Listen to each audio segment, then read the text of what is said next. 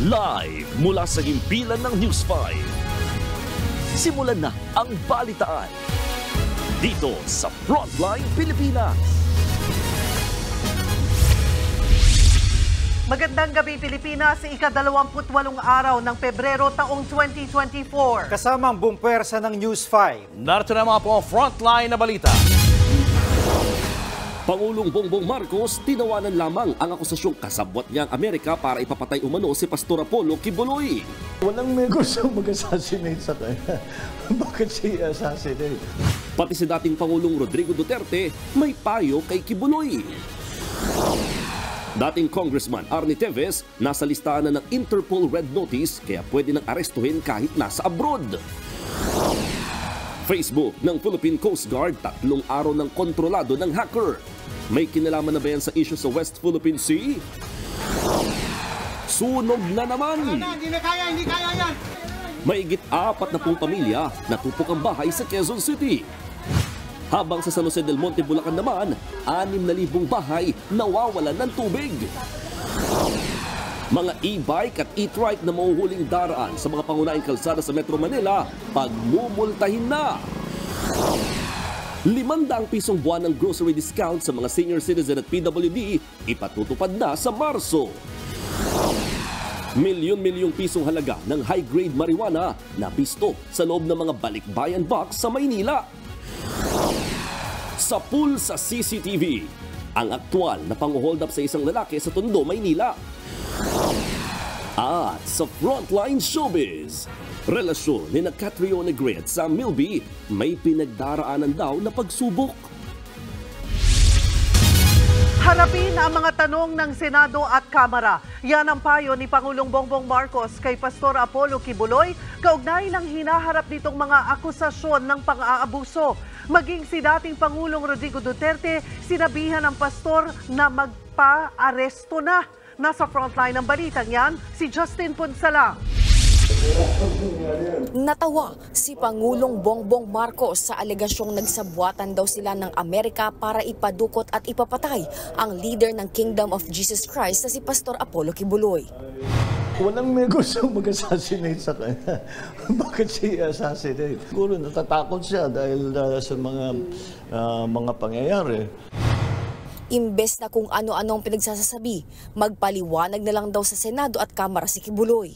Ang isyu ng pastor sa Senado ay ang mga pang-aabuso, pananakit, panggagahasa at sapilitang pagtatrabaho umano sa mga dating miyembro ng Kingdom of Jesus Christ, payo ni Pangulong Marcos kay Quiboloy. Just face the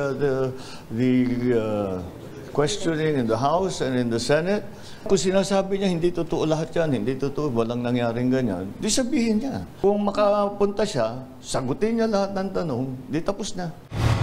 Kabilang sa mga aligasyon kay Quiboloy ay ang isiniwalat sa Senado ng dating miyembro ng Kingdom of Jesus Christ na si alias Rene. Nakita niya raw na binigyan ni Quiboloy noon ng mga bag na may lamang samot-saring baril ang kaibigan at kaalyado ng pastor, ang mag-amang dating Pangulong Duterte at Vice President Sara Duterte. Buwelta naman dyan ni Digong kagabi sa isang press con sa Davao City. Marami siyang baril kaya hindi niya na kailangang humingi sa pastor.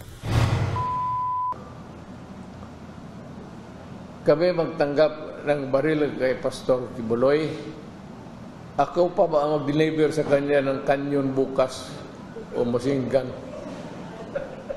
That's a very stupid proposition. Kasabay niyan, minaliit ni dating Pangulong Duterte ang mga kaso ni Quiboloy sa Amerika. Malit na kaso yan. America would not go into that. What I can say is that maybe somehow his life is in danger. Ang sinasabi ni Digong na maliit na kaso sa Amerika ni Pastor Quiboloy ay ang puwersahang sex trafficking. Sex trafficking ng mga bata, samot-saring uri ng panluloko gaya ng bogus na kasal at gawa-gawang visa, pagpupuslitang bulto-bultong pera at money laundering. Ang mga kasong yan ang dahilan kaya kabilang si Quiboloy sa most wanted ng Federal Bureau of Investigation o FBI sa Amerika. Ipinasampina na ang pastor pero di pa sigurado kung dadalo sa susunod na pagdinig. Heto naman ang payo ng dating Pangulo kay Quiboloy. Get yourself arrested. This is a free country. If you do not want to go there, get arrested. I'll give him the free choice. Dagdag pa ni Digong, hindi niya alam kung saan ngayon nagtatago ang pastor. Ayon naman sa abogado ni Kibuloy na si Attorney Ferdinand Topacio, nandito lang sa Pilipinas ang pastor. Nagdadalawang isip daw siya kung sisipot sa pagdinig sa Senado, lalo't komite ni Senadora Risa Hontiveros ang nangunguna rito. Mukhang hindi naman po in aid of legislation yung pagdinig ng committee ni Senator Risa Hontiveros. In aid of persecution po yun eh. Umaasa naman si Senador Hontiveros na tatablan kahit paano si Kibuloy. Ngayong mismo si Pangulong Marcos na ang nagsabing humarap siya sa Senado. Kapag di pa rin sila humarap sa bisa ng sabina, ay isaside ko sila in contempt at paaarestuhin. Nagbabalita mula sa frontline, Justine Punsalang, News 5. Umambi naman si dating Pangulong Duterte sa pagtawag niyang adik kay Pangulong Marcos at sa hamon noon na magpa-drug test sila. Sabi ngayon ni Digong, wala raw siyang sinabing ganyan. Nasa frontline na balitang yan, si Mon Gualvez. Biglang bawi sa dating Pangulong Rodrigo Duterte sa mga maanghang niyang pahayag kamakailan laban kay Pangulong Bongbong Marcos. Sabi ni Digong ngayon, wala siyang sinabing adik si PBBM. Pero kung sabihin mo, adik, wala akong sinabi na ganun. Patayin ako ni Marcos niyan. Maawa ka naman sa akin. Matanda na ako. Pero heto ang sinabi ng dating Pangulo sa prayer rally sa Davao City noong January 29. Si Bongbong Marcos bangag noon. Ngayong presidente na, bangag natin ang presidente. May drug addict tayo na presidente. Bukod dyan, itinanggi rin ngayon ng dating Pangulo ang paghahamon niya noon kay PBBM na magpa-drug test sila. It is for him to sit in the Luneta Park, magpakuha siya ng dugo doon, independent entity o doktor, magpakuha rin ako, sige, pati ako. Wala akong sinabi na ganun. Mama, you have to, even if you kill me 1,000 times, wala akong sinabi na ganun. Lumambot din ang pahayag ngayon ni Digong kaugnay sa mungkahi niya noon na ihiwalay na lamang ang Mindanao sa Pilipinas. If it causes a rupture in our entire system sa Republika, I will not go for it. I will not, meaning I will not go for a forced carving out in Mindanao out of the Philippines. Bago yan, sa prayer rally sa Cebu City nitong linggo, nagbago rin ang tono ng dating Pangulo sa usapin naman ng charter change o pag-amyenda sa saligang batas. Binalaan niya pa nung una si Pangulong Marcos na kapag ipinilit ang tiyatsa ay baka matulad daw siya sa kanyang tatay na pinalaya sa Malacanang. Pero biglang bawi ulit si Duterte. Bukas na raw siya ngayon sa tiyatsa basta para lamang sa economic provisions at hindi gagalawin ng pagpapahaba o pagpapaikli ng termino ng mga opisyal ng gobyerno. Ang mga pagbabago sa mga pahayag ni Duterte ay sa gitna ng mainit na usapin sa investigasyon ng International Criminal Court o ICC tungkol sa drug war ng kanyang administrasyon. Kaugnay niyan, heto ang payo ni Digong kay Pangulong Marcos Jr.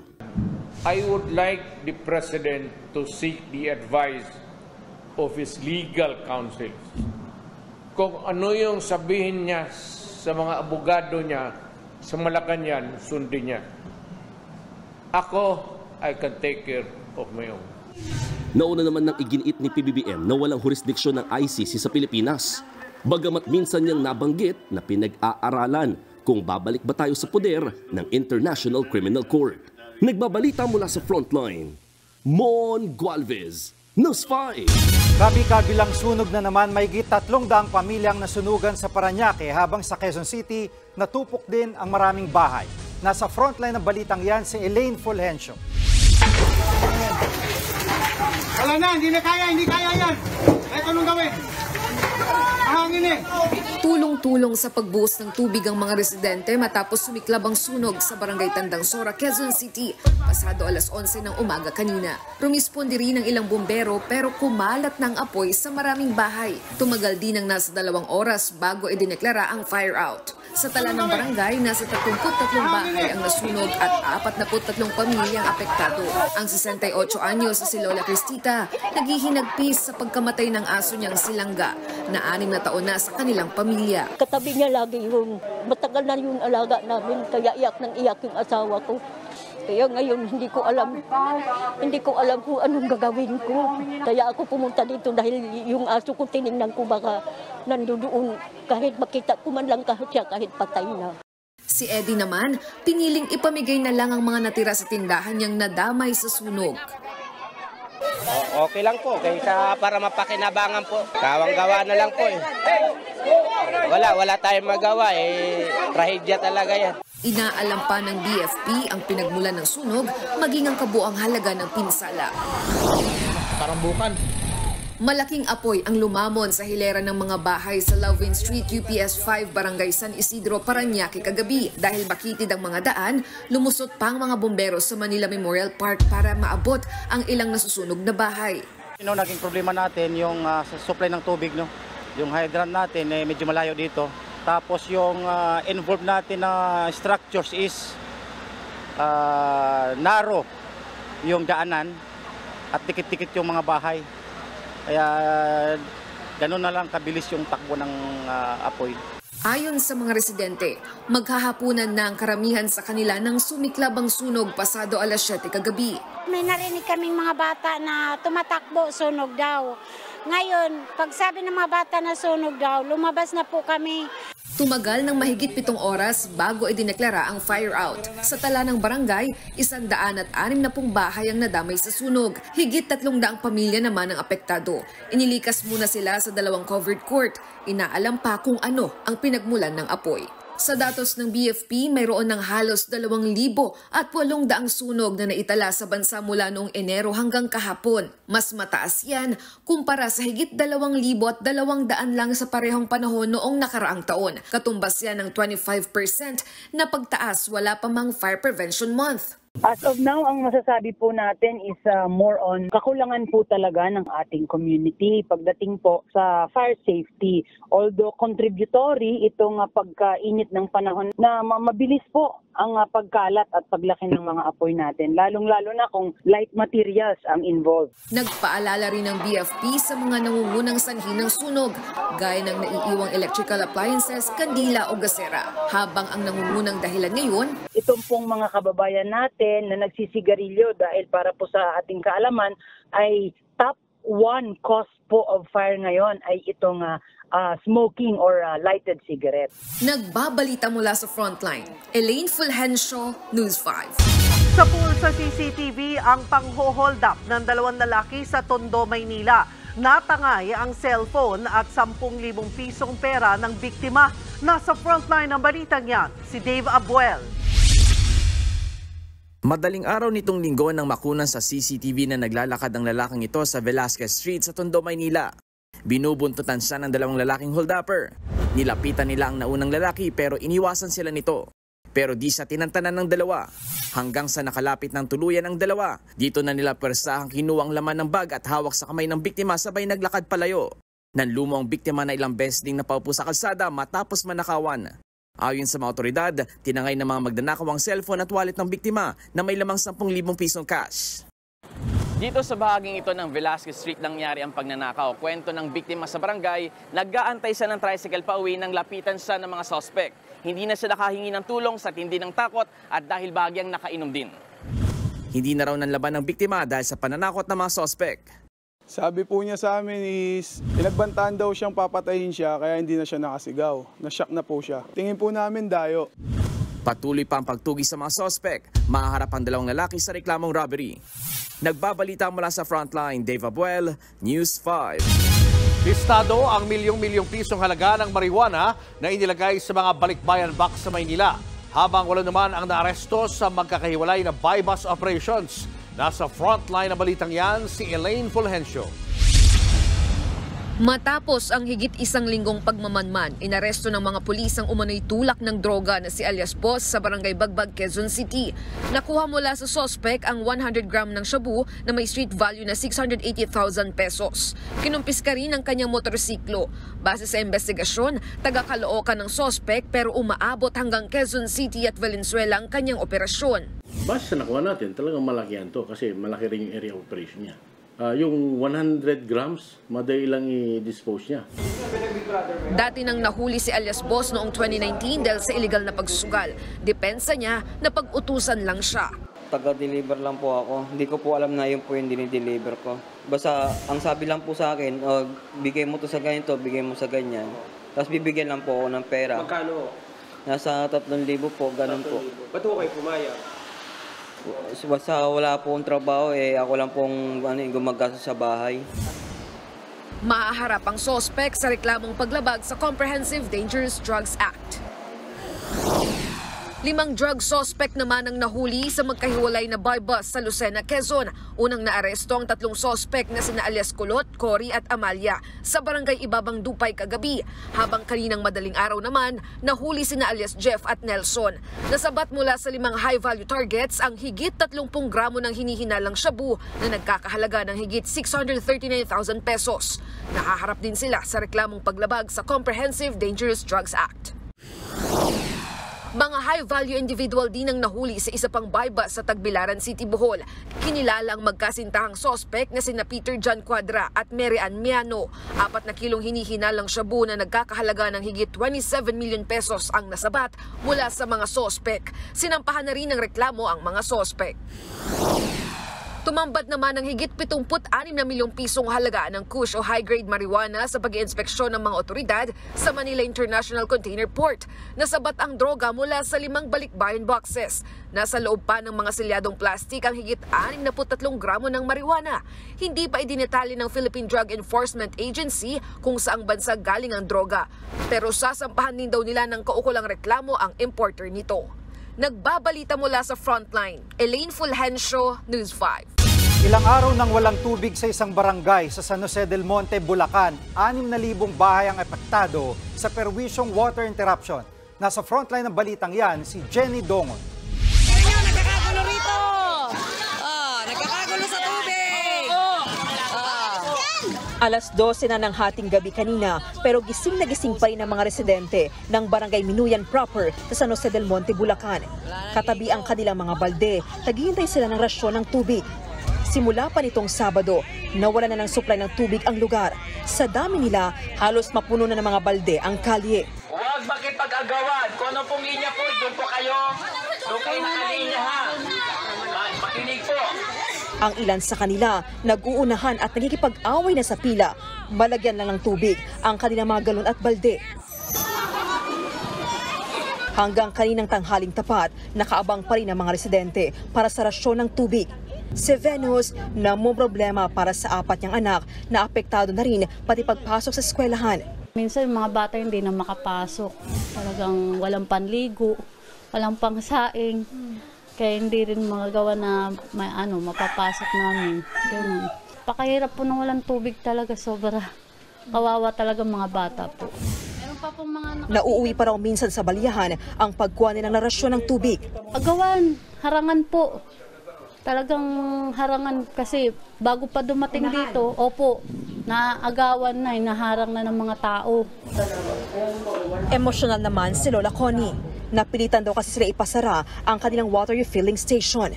Dito po kasi kami kumukuha po lahat ng panghugot namin sa buhay tapos magsasarado pa. Sa ganitong sitwasyon, bali ang binubuhay po nito, 2 pamilya. Ayon sa kapitan ng Barangay Minuyan, 6,000 bahay ang walang supply ng tubig. Sa pakikipag-usap nila sa Prime Water, ang kumpanya nagsusupply ng tubig sa lugar. Sinabi nitong nagsasagawa sila ng emergency maintenance activity. Medyo malaki yung naging damage ng motor, no, actually yun daw yung pamboost ng tubig para umakyat. Mataas kasi talaga yung phase 4, phase 5 lalo. So, yun yung talagang laging nasisira yung booster. So, yun po, hindi naman natin, wala namang may gusto actually. Kaya lang, talagang ganun, yung sigaw ng tao, no? Di bali nga namamawala ng ilaw, ng kuryente, wag lang tubig. Nagrarasyon naman daw ng tubig ang Prime Water sa mga apektadong residente pero hindi raw nila kinakaya ang dami ng mga ito. Minsan sa ibang barangay, nanghihiram kami ng truck na may tot bin, lalagyan din namin, magre-refill kami kay Prime Water, pupunuin yung tot bin, tapos i-deliver din namin per area. Minsan nga, phase 5 per block, kaya lang sa isang bloke pa lang talagang, po kasi tabi-tabi yung bahay So talagang, kahit parang hindi mo sila kayang mabigyan talaga lahat. Hindi mo kayang lahat, yung isang truck, parang isa, dalawa, tatlong bloke lang Sa isang Facebook post, nag-abiso ang Prime Water na mawawala ng supply ng tubig dahil sa maintenance activity. Agad daw ibabalik ang tubig kapag tapos na silang ayusin ang pump at motor ng booster. Pero wala pa itong binanggit na PETSA kung kailan. Tumanggi munang magbigay ng pahayag ang tanggapan ng Prime Water sa Bulacan. Makikipag-ugnayan daw muna sila sa kanilang main office sa Taguig. Sinubukan din ng News 5 na kunin ang panig ng main office pero wala pa silang sagot. Nagbabalita mula sa Frontline, Jenny Dongon, News 5. Umakyat na sa mahigit 50 probinsya ang apektado ng El Nino. Nagsasagawa na rin ng cloud seeding sa Cagayan Valley para lang umulan. Nasa frontline ng balitang yan, si Camille Samonte. Bit-bit ng kilo-kilong asin lumipad ang aircraft na ito mula Kawayan Airport para sa cloud seeding. Ito yung pagsasaboy ng asin sa mga ulap para bumuhos ang ulan. Ginawa nila yan bunsod ng epekto ng El Nino sa mga maisan sa rehiyon, lalo't Cagayan Valley ang nangungunang producer ng mais sa bansa. Ang magsasakang si Tolentino umaaray dahil malaking bahagi ng kanyang taniman ang nasira ng tagtuyot. Ito awan to orang sir. Walang kita dahil walang ulan. Lugi walang kita. Sakto na lang kasi, konti nang maani. Sa datos ng Department of Agriculture Region 2, 180 million pesos ang halaga ng nasirang pananim sa rehiyon. Nasa 70,000 ektarya ng taniman naman ang apektado ng El Nino. Sabi ng DA Cagayan, bagamat matagumpay ang cloud seeding na isinagawa sa mga nakalipas na araw, pansamantalang remedyo lang ito. Yung si cloud seeding kasi ma'am, meron yung specific na area siya. Hindi pang kalahatan yung ulan niya. And then madali lang po talaga siya na nawawala. Pinakamatagal na po talaga yung 30 minutes na ulan kapag cloud seeding. Kabilang ang ilang lugar sa Cagayan, sa 51 probinsya sa buong bansa na dama na ang El Nino. Dumami na ito mula sa nakarang 41 lang. Ayon sa Task Force El Nino, madaragdagan pa ang bilang na yan na pwedeng umabot sa 80 probinsya o halos buong bansa na sa mga susunod na buwan. Sa pagtataya naman ng National Irrigation Administration, aabot din sa higit 275,000 hectares na mga taniman ang maaapektuhan ng matinding tagtuyot. Sa ngayon, nasa 6,600 hectares pa lang ang apektado, kaya sapat pa ang supply ng pagkain at bigas sa bansa. Pero hindi natin dinidiscount yung fact na maaapektuhan po nito yung ani dahil po nagsisimula o pasimula pa lamang po ang dry harvest season. So meron po itong siguro konting kink doon sa ating expected harvest. Sa huling datos ng Task Force, higit 357 million pesos na ang halaga ng pinsalang idinulot ng El Nino sa buong bansa. Kabilang sa tinitignang hakbang ng DA ay ang pagbibigay ng alternatibong kabuhayan sa mga apektadong magsasaka. Nagbabalita mula sa Frontline, Camille Samonte, News 5. Ikatlong araw ng kontrolado ng hacker ang Facebook page ng Philippine Coast Guard. Aminado naman ang Coast Guard na nahihirapan silang matukoy ang hacker. Nasa frontline na balitang yan, si Gio Robles. May bago na namang post na short movie clip sa Facebook page ng Philippine Coast Guard. Hanggang nitong alas 3 ng hapon, 13 videos na ang napost ng hacker. Ikatlong araw nang nahahak ang page at hanggang ngayon, hindi pa rin ito mapigilan. Wala pa po tayong matibay na pinangahawakan kung sino ang maaaring gumawa nito. Sa ngayon po talagang hirap tayo na matukoy kung sino yung may control ng Facebook sa kasalukuyan. Bukod sa PNP Anti-Cybercrime Group at Department of Information and Communications Technology, nakikipag-ugnayan na rin ang Coast Guard sa US Embassy para mabawi ang Facebook page. May temang bullying at paghihiganti ang mga movie clip. May mga caption din ito na may kaugnayan sa sundalo, pulis, seguridad at gyera. Kasama yan sa iniimbestigahan na posibleng may gustong iparating ang hacker. Puro movie clips naman itong mga inilalagay niya at pero may mga quotations, pero sa tingin namin ay parang isang ordinaryong talagang nanghahack lang ito. Pangatlong beses na itong panghahak sa PCG ngayong taon. Nataon din ito sa panibagong pagharang ng mga barko natin sa West Philippine Sea. May kinalaman nga ba sa hacking ang pagbabantay ng Coast Guard sa pinag-aagawang teritoryo? Wala po tayong matibay na ebidensya para po magkaroon ng ganyang conclusion. At maganda po na hintayin natin yung investigation na ginagawa. Pagtitiyak ng Coast Guard, walang nakompromisong impormasyon mula sa hacking dahil puro public information ang nasa FB page. Tingin naman ng tech expert na si Art Samaniego, nagkataon lang na nadali ang Facebook page ng Coast Guard. Malabo raw na may kinalaman ito sa iba pang cyber attack sa mga website ng ahensya ng gobyerno. Posible raw iisa ang password na ginagamit ng PCG sa mga account nito o kaya naman magkakaiba pero madali namang mahulaan. Posible rin daw na may napindot lang ang page admin at nanakaw ang security details ng account. Naging biktima sila sa X.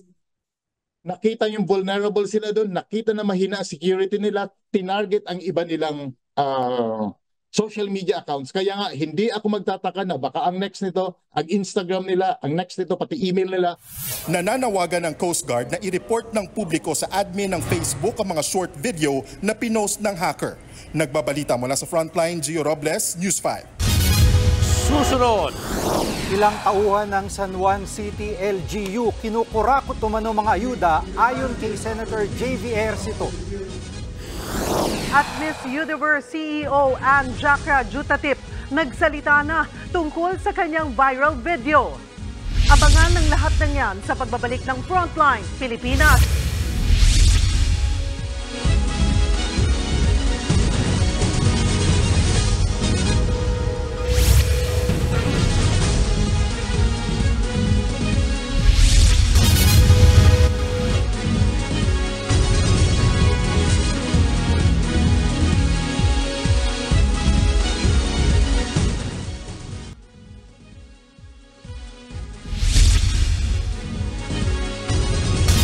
Pagmumultahin ng mga pasaway na e-bike at e-trike driver na mahuling daraan sa mga pangunahing kalsada sa Metro Manila. Nasa frontline ng balitang yan si Gerard de la Peña. Liliit ng mundong gagalawan ng mga nagmamaneho ng electronic vehicle na e-bike at e-trike sa Metro Manila. Sa inaprubahang resolusyon ng Metro Manila Council ngayong araw, bawal na ang pagdaan ng mga ganitong klaseng sasakyan sa mga pangunahing kalsada sa Metro Manila.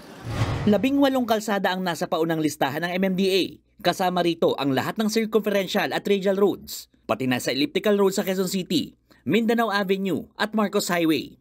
Mga aksidente ng mga e-trikes, e-bikes, nasa SLEX, nasa mga national roads, sila po hindi sumusunod sa mga traffic regulations. Sana nga wag dumating yung punto na may mamatay pa dahil dito. The objective is to regulate and impose fines to ensure the safety of everyone, lalong-lalo na dumadami nga po ang mga e-trikes at e-bikes. Kasama rin sa ipinagbabawal sa mga major road ang mga kuliglig, tricycle at electric scooters. Matagal nang ipinagbabawal ang mga ganitong sasakyan sa mga malalaking kalsada. Pero ayon sa MMDA, walang ipinapataw na multa noon sa mga nahuhuli. Ngayon, multang 2,500 pesos ang haharapin ng mga lalabag. Kung wala namang maipakitang driver's license, maaaring ma-impound ang kanilang sasakyan. Tanggap naman daw ng mga nagmamaneho ng e-trike ang paghihigpit. Mas maganda na rin po yun kasi yung iba po parang siga pag nagdadrive. Parang kanila na yung kalsada. Wala, susunod. Kasi hindi makapaghanap buhay. Sabi ng mga MMDA, hindi dapat ituring na kontra sa mga mahihirap ang paghihigpit na ito. Siguro it's about time na stop po natin gamitin yung anti-poor argument all the time na may regulation. Dahil po, ang primary concern po natin dito ay safety ng lahat. Hindi lamang po yung gumagamit ng e-bike, pati na rin po yung ibang sasakyan. Maglalabas ng official guidelines ang Land Transportation Office kung imamandato ang pagrerehistro at pagkakaroon ng lisensya sa mga driver sa lahat ng klase ng e-vehicle. Nagbabalita mula sa Frontline, Gerard de la Peña, News 5. Dumating na sa Australia si Pangulong Bongbong Marcos para sa 2-day state visit doon. Nakatakda siyang magsalita sa harap ng Australian Parliament at makipagpulong kay Prime Minister Albanese tungkol sa issue sa West Philippine Sea. Nasa frontline ng balitang yan, si Justin Punsalang. Maagang bumiyahe si Pangulong Bongbong Marcos kanina para sa unang bahagi ng pagbisita niya sa Australia. Ito ay bilang tugon sa imbitasyon ni Australian Governor General David Hurley. Paglapag sa Canberra, isa sa agenda ng Pangulo ang speech niya sa harap ng mga mambabata sa Australia. Siya ang kauna-unahang Pangulo ng Pilipinas na magsasalita sa joint session ng Parliament na katumbas ng Kongreso dito sa Pilipinas. Bukod sa kanya, una na ring nag-speech doon ang ilang bigating leader gaya ni na dating US President Barack Obama, George W. Bush, pati si Chinese President Xi Jinping. Kaya sa kanyang departure speech kanina, tinalakay ni Marcos na sasamantalahin niya ang pagkakataon para palakasin ang ugnayan ng dalawang bansa. 3 kasunduan daw ang balak mapirmahan. I shall also highlight the huge potential in trade and investment that we should maximize in the coming years. After all, economic security is a vital component of national security. Isa rin ang Australia sa malalapit na kaalyado ng Pilipinas pagdating sa defense at maritime security. Kaya sa gitna ng tumitinding girian sa West Philippine Sea dahil sa China, isa rin ito sa pag-uusapan ni PBBM sa nakatakdang meeting din nila ni Australian Prime Minister Anthony Albanese.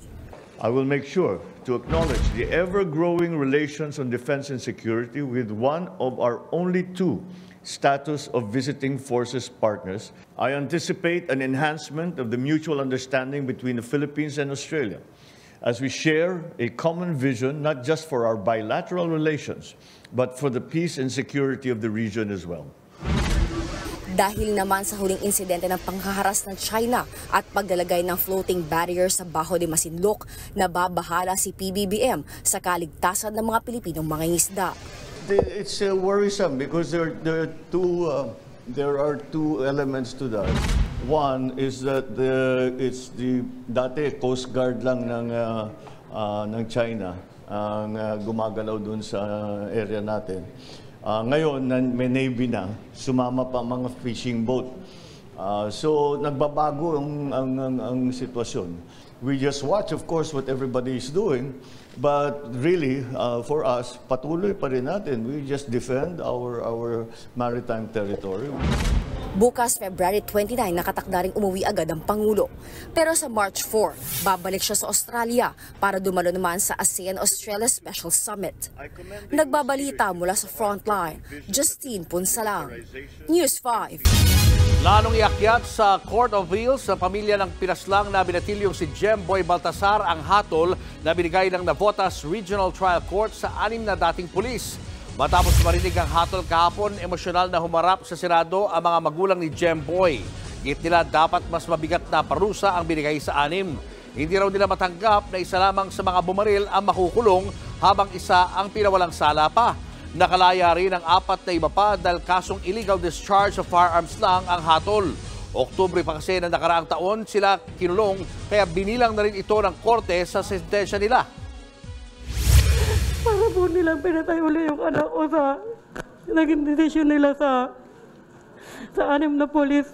Lalaban po kami hanggang sa huli. Nawalan kami ng paisa-isang gabay ko sa paghahanap buhay. Napakasakit sa amin ng pamilya ko na hindi na namin siya makikita kahit habang buhay. Hustisya rin ang panawagan ni Senador Risa Ontiveros na nagpatawag noon ng Senate investigation sa kaso ni Jemboy. Tingin niya nabigo ang korte na bigyan ng katarungan ang binatilyo dahil nakalaya ang ilan sa mga suspect. Nirerespeto naman natin ang hatol ng korte sa kasong murder laban sa mga pulis na Navotas. Pero yung 5 sa 6 na pulis, lalaya, uuwi na. Ang pamilya Baltasar, habang buhay magluluksa. Nasang banda dyan ang pananagutan?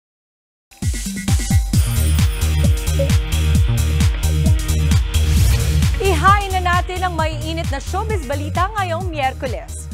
Going international na ang next chapter ng career ni Lovie Poe. Kasunod yan ang kanyang Hollywood break sa pagiging bahagi ng isang action comedy film. Nasa frontline ng balitang yan si MJ Marfort. Looking fresh and hopeful ngayon si Lovie Poe. Dire-diretso na kasi ang kanyang international career bilang katuwang sa kanilang Cella V Productions ng Hollywood producer niyang mister na si Monty Blancow. Bukod dyan, abala rin si Lovie sa kanyang Hollywood action comedy movie na Bad Man. We started shooting in December and then until January. And of course, the casting director basically put me forward for this role. Kasi nakita niya ako sa isang, of course, na pinagdaanan ko na audition, and then he thought that I was good for this part. Share pa ni Lovie, dapat daw abangan ang kanyang magiging papel sa pelikula. My role is, it's super fun, nakakakilig yung character, and yung mga mangyayari sa role ko dito at least. And then, it's just such a beautiful story, super fun filming. Sa ngayon, magiging based sa Los Angeles at Pilipinas si Lovie. Di naman niya kinalimutan ng Pinoy fans dahil gagawa rin siya ng pelikula under Regal na The Untamed. Isa naman sa mga pangunahing dahilan kung bakit siya bumalik ng bansa ay ang pagpanaw ng kanyang fur baby na si Phoebe dahil sa cancer. Kwento ni Lovie, last month lang nang nag-ibang kondisyon ng kanyang alaga. Sakto pa sa pag-alis niya para magtrabaho sa ibang bansa. And to be honest, it didn't feel like she was sick kasi parang she was so happy and normal and all. And I took probably that time for granted kasi I thought she was fine. And then little did I know na next time na pagbalik ko sa Manila, that was it. Samantala, nilinaw ni Lovie na hindi siya buntis. Taliwas sa mga haka-haka na dahilan kung bakit siya umexit sa Batang Quiapo. If it happens, then great. But you know, right now, I still have so many things to do, and I still have like a lot of things lined up. But of course, if it happens, that would be great. And yeah, but right now, we're still enjoying the married life. Nagbabalita mula sa Frontline, MJ Marfori, News 5. Balik Pilipinas naman po ulit ang ating pambansang krung-krung at Korean super idol na si Sandara Park. Nakabonding niya sa isang event sa Pasay ang ilang Pinoy artists. Kabilang po dyan si Shanty Dope, pati na rin si Batang Quiapo star Coco Martin. Ganon din si Can't Buy Me Love actress Maris Racal na nakasama pa niya sa isang TikTok video. Hindi tuloy maiwasang magtanong ang kanyang mga fans kung marami pang malilinyang proyekto sa bansa si Sandara. Nagsalita na rin po si Miss Universe CEO Ann Jacra Jutatip kaugnay ng viral video niya na tungkol sa pagpapasali at di pagpapapanalo sa mga nanay, trans at diborsyada sa Miss U. Sa isang post online, sinabi niyang malisyoso at edited lang ang video. Ginamit lang umano ito para magkaroon ng kalituhan at maling interpretasyon. May binanggit din siyang lalaki na ani ay gustong maglagay sa kanya at sa MUO sa alanganin. Ang kauna-unahang plus-size candidate naman po ng Miss U na si Miss Nepal 2023 Jane Deepika Garrett, nauna nang nagsabi na alam niyang hindi mananalo ang mga inclusion girls. Pero it is what it is na lang daw. Masaya pa rin siya sa naranasan niya doon at platapormang kanyang nagawa. Noong nakaraang linggo lang nang kumalat ang video ni Ann sa isang meeting sa Mexico. Dito sinasabi niyang strategy niya na pasalihin lang ang mga nanay, trans at diborsyada sa Miss Universe pero hindi naman sila ipapanalo. Susunod, babaeng nagpanggap na pulis na bisto sa checkpoint sa Mandaue City. At Catriona Gray at Sam Milby, on the rocks daw ang relasyon. Yan at iba pa sa pagbabalik ng Frontline Pilipinas.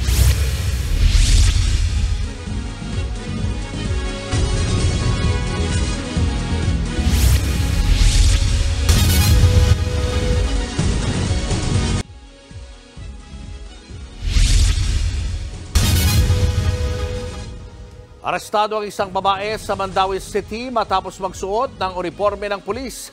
Depensa ng suspect, sinuot niya lang ito para sa kanyang proteksyon. Nasa frontline na balitang yan si John Aroa. Nakasuot ng PNP athletic uniform ang babaeng ito nang mahuli sa checkpoint sa barangay Subang, Dacumandawi City, Cebu. Ang kaso, hindi naman kasi pulis ang babae. Wala siyang maipakitang ID o dokumento, kaya agad siyang inaresto. Sa ilalim kasi ng Revised Penal Code, bawal magsuot ng anumang uniforme ng pulis ang mga sibilyan. Alam naman daw ng suspect na bawal ito, pero nagawa niya lang daw na magsuot ng uniforme ng pulis bilang proteksyon. Kaya tungkol sa kung amiga nga ko, sir. Yung kaibigan ko may dadaluhan kasing hearing. Hinaharas kasi yung kaibigan ko nung taong nirereklamo niya. Susunduin ko siya sa motor pero sa side ko, ang purpose ko lang talaga is to protect lang ang aking sarili. Baka paslangin kami habang nakasakay ng motor. Hindi man ito sa tambalan, maurag ito purpose, but... May paalala naman ang Mandawi City Police sa mga nagbebenta ng uniforme at ibang gamit ng mga pulis. Mga bumibili is dapat po from the PNP din.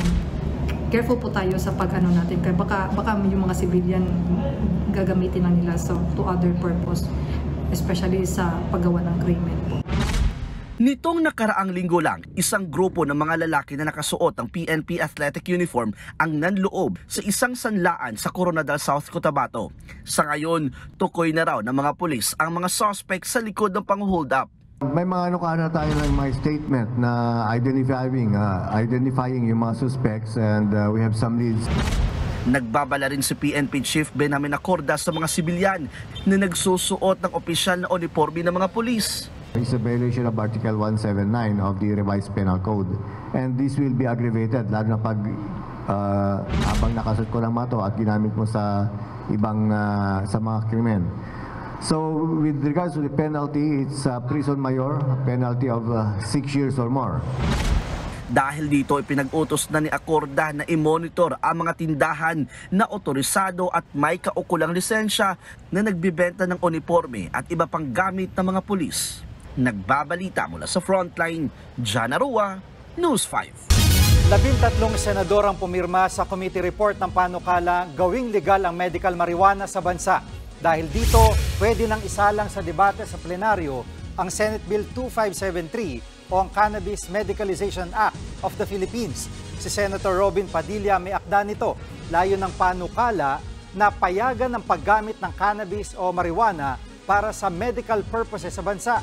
Sa ilalim nito, pwede lang itong gamitin ng mga pasyente na may debilitating medical condition o may mga nakapangihinang sakit. Kung maaprobahan, bubuuin din ang Philippine Medical Cannabis Authority para mga siwa sa paggamit ng medical cannabis.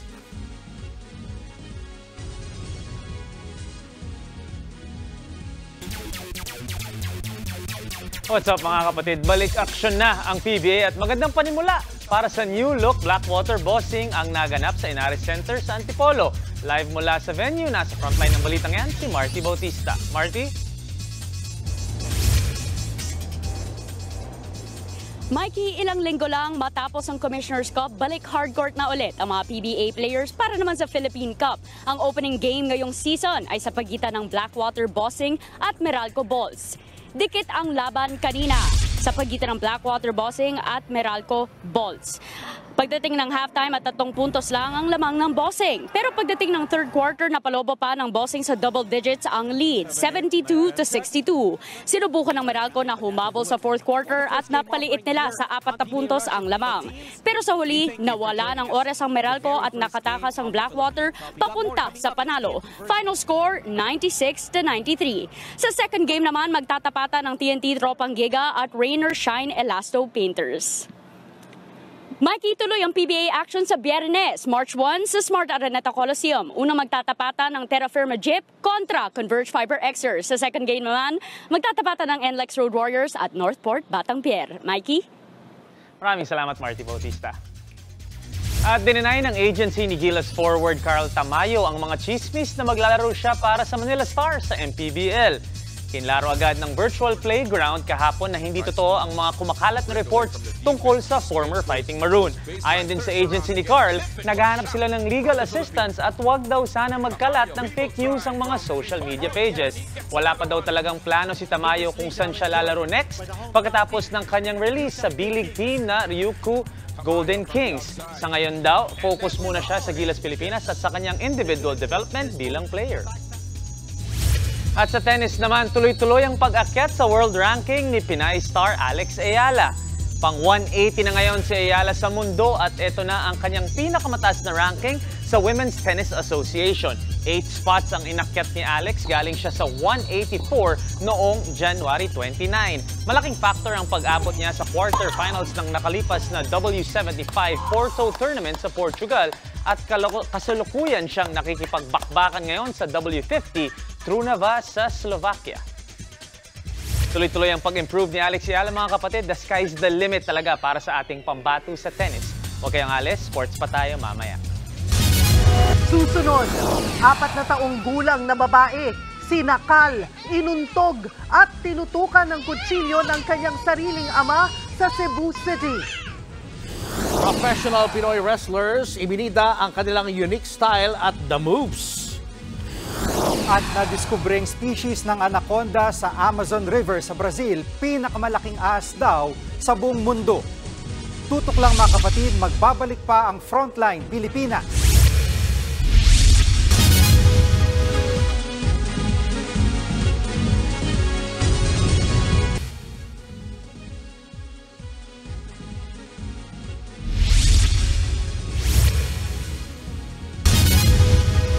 Kasama na si dating Congressman Arnie Teves sa red notice ng Interpol. Pero ang kampo ni Teves hindi raw nababahala rito. Nasa frontline ng balitang yan, si Gary De Leon. Pwede nang arestuin si dating Negros Oriental Representative Arnie Teves Jr. na mga miyembro ng International Criminal Police Organization o Interpol sa buong mundo. Kasunod yan ang pagkakasama ni Teves sa red notice list ng Interpol. Kinumpirma mismo ito ng Department of Justice at ng Anti-Terrorism Council. Ang red notice list sa hiling ng bansa sa law enforcement unit sa daigdig na hanapin at arestuin muna ang isang tao. Nakasaad sa dokumento ng Interpol na pinaghahanap si Teves dahil sa pagiging mastermind umano niya sa pagpatay kay dating Negros Oriental Governor Roel Digamo at 10 iba pa noong March 2023. Gayun din ang pagtatalaga kay Teves bilang terorista. At iba pang kaso ng pagpatay sa Negros Oriental noong 2019. Ang red notice na yan ay ikinatuwa ng byuda ni Digamo na si Mayor Janice. That's good news, meaning the international community will help and will cooperate to bring back Arnie. Kasi ang pagkakalam ko, the Interpol is now involved. No? Sana talaga magandang gesture yan sa isang country like Timor-Leste na to bring Arnie back to the Philippines. Pero ang kampo ni Teves di raw nababahala rito, pero buwelta nila. Hindi ba masama yun? Kasi red notice hindi ba red tagging ang tawag doon? Anyway, yun naman pong red notice ay unang-una, expected po namin yan. Number 2, well, the government has to do what it has to do. Inaasikaso na rin daw ng kanilang kampo ang legal remedies sa Interpol red notice at pagkansela ng passport ni Teves. Hindi naman sinabi ni Topacio kung nasaan ngayon si Teves. Pero git niya, wala pang balak umuwi ng Pilipinas ang dating kongresista. Para sa kanyang pananaw ay lalong lumalala yung threat sa kanyang buhay sapagkat humihina ang kaso ng gobyerno. Tuloy rin daw ang pag-a-apply ni Teves ng asylum sa Timor-Leste. Kaya naman, no-show kanina si Teves at tanging si Topacio ang pumunta sa pagdinig sa Digamo murder case sa Maynila. Sa March 4, 1 taon na ang kaso ng pagpatay kay Governor Roel Digamo. Pero ngayon pa lamang nagsisimula ang preliminary hearing ng criminal case laban kay Congressman Arnie Teves at ilan pang nasasangkot sa krimen. Dumalo rin sa hearing ang mga kaanak na ibang nasawi sa nangyaring ambush. Napapagalan daw sila sa takbo ng kaso laban kay Teves. Napakahirap talaga kasi hanggang ngayon wala pang justice. Sana po mabigyan na ng justice. Napakasakit po talaga. Hindi namin nakakala na magaganito ang buhay namin. Lang po, sana maging masaya sila doon. Alam kong nakonsensya sila sa mga ginawa nila. Sa ngayon, pinayagan naman ng korte motion to bail ng ilang akusado habang patuloy na dinidinig ang mosyong makapagpiyansa ang iba pa. Sa Hunyo, formal na magsisimula ang trial hearing sa criminal case ni Teves. Nagbabalita mula sa Frontline, Gary De Leon, News 5. Gusto raw maging praktikal ni Pangulong Bongbong Marcos kaya pabor siyang isabay sa 2025 midterm elections ang plebisito para sa charter change. Pero si dating Pangulong Duterte umapila ulit na huwag nang baguhin ang konstitusyon. Nasa frontline ng balitang yan si Camille Samonte. Mismong si Pangulong Bongbong Marcos na ang nagkumpirma sa plano niyang isabay na lang sana ang plebisito ng Chacha sa midterm elections. Mas practical daw kasi ang pag-isahin ang botohan para malaki ang matipid ng gobyerno. Kung paghihiwalay natin yung eleksyon at saka yung plebiscite, parang dalawang eleksyon yun napakamahal. Sa ngayon, parehong nakabinbin sa komite ng Senado at Kamara ang kani-kanilang bersyon ng Resolution of Both Houses o RBH No. 6 at 7 na layuning amyendahan ng tatlong economic provisions ng 1987 Constitution. Ang Kamara gustong maipasa ang panukala sa lalong madaling panahon, habang ang Senado target mapagdebatihan ng Chacha bago ang State of the Nation address sa Hulyo. Pero sabi ng Pangulo, hindi mahalaga kung sino ang mauna dahil mas mainam na hintayin na lang ang eleksyon para idaos ang plebisito. There are some legal consequences because a plebiscite is slightly different, not so slightly. A plebiscite is different from an election. So if we are able to incorporate the two exercises together as a practical matter, palagay ko makakatulong yan. Sinigundahan naman yan ni Senate President Mig Zubiri dahil aabot daw sa 13 billion pesos ang matitipid na pwede pang gamitin sa ibang proyekto. Una na ring nilinaw ng Commission on Elections na pwedeng pagsabayin ang plebisito at regular na halalan. Pero ayon kay Senator Sonny Angara, kailangan pag-aralan ang mga ilalagay na tanong. Dahil kung matuloy, gusto ng COMELEC ilagay sa harap ng balota ang mga tanong sa plebisito para makita agad ng mga botante. May konting adjustment dyan kasi we have to see ano yung final na ilalabas sa balota. So, yun yung mga operational details na kailangan pag-isipan. Kung si Senator Risa Hontiveros naman ang tatanungin, hindi raw magandang ideya na isabay ang plebisito sa halalan. Ako po'y tutol sa Chacha, whether sa economic or sa political provisions, whether sa pamamagitan ng People's Initiative, lalo na itong peking PI nila, o sa pamamagitan ng isang malakon-as na proseso dahil hindi pa nga sigurado kon-as ba ang ginagawa ng Senado o ng House sa ngayon. Pati si dating Pangulong Duterte na pabor na sa economic amendments. Kumambyo ulit sabay sabing hindi pa napapanahon ang Chacha. The Constitution is good. Very good, the best that we have ever produced. I'm comfortable with the presidential type of government. Huwag na natin palitan. Nagbabalita mula sa Frontline, Camille Samonte, News 5. Susunod, mga senior citizen at PWD may 500 pisong grocery discount simula sa Marso. At kilalanin ang mga Pinay na sumasabak sa wrestling. Marami pa kayong mga balitang dapat malaman sa pagbabalik ng Frontline Pilipinas.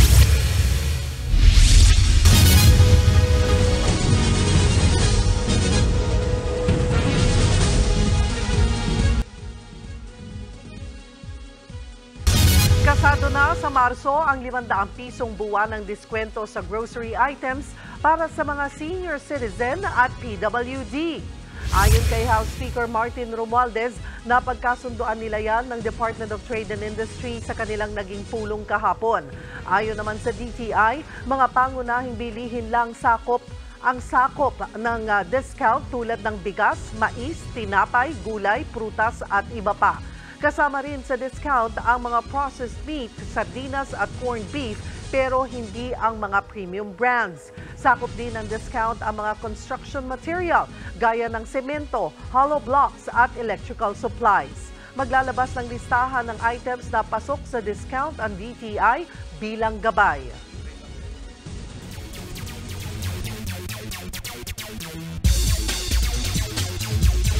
Mga kapatid, tuloy ang UAAP volleyball action today at mabilis ang tinalo kanina ng NU Lady Bulldogs ang Adamson Soaring Falcons. Sweep ang naganap 25-17, 25-20 at 25-20. Pinangunahan ng Lady Bulldogs ni setter Camila Lamina na may 17 excellent sets. Umakyat sa 2-1 ang record ng NU at tied na ngayon sila kasama ang Lasal at FEU. Ang Adamson naman bumagsak sa 1-2. Sa second game, malaking comeback ang pinakita ng Ateneo Blue Eagles kontra UP Fighting Maroons. Lamang na ang Maroons ng 2 sets pero biglang bumulusok ang Ateneo sa susunod na 3 para kunin ang come-from-behind win. Nanguna para sa Blue Eagles si Lian De Guzman na nagtala ng 14 points on 14 attacks, 5 blocks and 1 ace. Eto naman mga kapatid, habang palapit ng palapit ang WrestleMania, iba ang hype ngayon pagdating sa professional wrestling.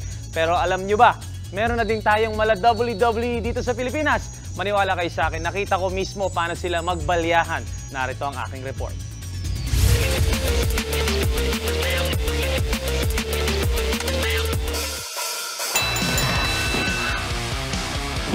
Balyahan, salpukan,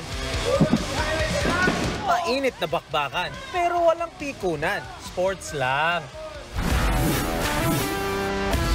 Sila ang mga bagong breed ng professional Pinoy wrestlers sa Pilipinas. Yes, you heard it right. May Pinoy professional wrestlers na unique ang style at the moves. First of all, they're Filipino. We do not create characters who are not relatable to the Filipinos. So ang mga karakter na meron kaming mga preacher type na may panyulito, ganon. Meron kaming mga bully from Batasan. Mga tipong kilala mo. In your everyday life, nakakakita ka ng ganong mga klaseng karakter. Ito ang double leg drop, scissors kick, ogoshi. Ito ang mga naging popular na technique sa mga professional wrestlers sa ibang bansa. Pero since 2016, gumagawa na ng sariling pangalan ang Manila Wrestling Federation o MWF. Nakaaaliw panoorin ang bawat galaw nila, pero kahit may konting sakitan, magkakaibigan silang lalabas mula sa loob ng ring. Kasi ang MWF, matatawag mo siyang mixed media entertainment. Kumbaga, may mga aspects of theater and film na nagaganap inside the ring. So, meron tayong tinatawag na parang debriefing. Pagkatapos ng lahat, alam mo at the end of the day na naglaban kayo kasi yun yung agreement nyo, na maglalaban kayo. After nun, walang personalan. Ganun. Pero kung akala ninyo, mga barako lang ang nakikipaglaban sa ring, diyan kayo nagkakamali. Huwag niyong iismulin. Yung mga kababaihan, nakikipagbakbakan din. Nakita niyo ba yun? Yung nasa dulo, yung naka-red na cape? Creative writer yan at director pag umaga. Nagiging pro wrestler pag gabi. Nung bata kasi ako, kaming magpipinsan, boys kasi yung mga pinsan ko eh. So naglalaro kami ng video games. And isa sa mga nilalaro namin ay SmackDown. Yun! SmackDown versus Raw. Yan. So yun yung pinaka-introduction ko into pro wrestling. Dream ko talaga na maging wrestler. Sino ba namang hindi? Nung bata sila. Pero nung lumaki ako, tsaka ko na lang naisip na maybe I can do this. Kagaya ni Super P, pangarap din ni Chelsea Marie ang maging pro wrestler dahil isa itong patunay na kahit babae, kaya ring dumiskarte sa loob ng ring na tulad ng mga lalaki. I love the idea of badass women. Okay. And when I watched WWE, it was feminine women brawling with each other. So I saw them as like, oh, they are very feminine, but they can also kick ass. Kahit lalaking kabakbakan sa ring, hindi yan inuurungan ng mga astig na Pinay wrestlers. Mga kapatid, sa ngayon, 4 ang Pinay wrestlers na miyembro ng MWF. Pero eventually, gusto sana nila mas dumami silang makakasama sa ring. At syempre, mas dumami ang supporters and viewers sa wrestling na sariling atin. To be frank, ang pinakaunang talagang kailangan namin ay funding because the industry is very small. For it to become a full-fledged industry, we need people who will believe in the product. Malaki ang potensyal ng Pinoy wrestling. Pero sabi nga ni Coach, kailangan nila lang suporta at lalong-lalo na pagkilala. Kaya mga kapatid, pag may hamon sa buhay, laban lang. Ako po si Tito Mikey Reyes. Wait lang.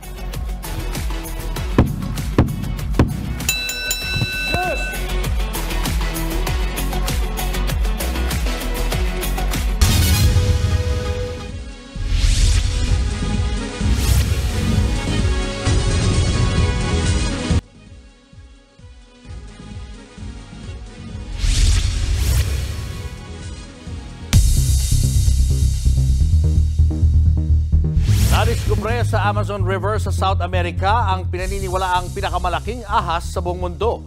Sa underwater video na ito, kasabay ng pagsisid ng isang biologist ang paglitaw ng dambuhalang ahas o anaconda. Makikita pang halos sinlaki ng ulo nito ang ulo ng tao. May habayang halos 8 metro o 3 palapag na gusali.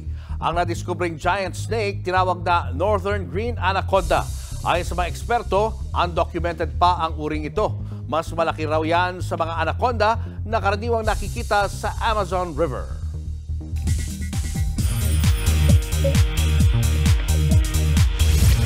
Naglabas na po ng pahayag ang talent management agency ni Sam Milby at Catriona Gray kasunod ng bali-balitang naghiwalay na sila.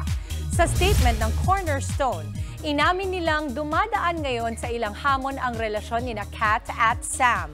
Gayunpaman, aktibo naman nito ang tinutulungan tinutugunan ng magkasama at sila po ay nagtutulungan naman dito. Hiling ng Cornerstone sa lahat na igalang ang privacy ng dalawa sa kanilang sitwasyon ngayon.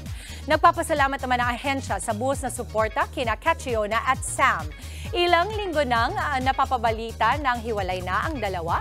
Nagsimula naman yan ng ilang beses nang may spot si Kat na hindi suot ang kanyang engagement ring.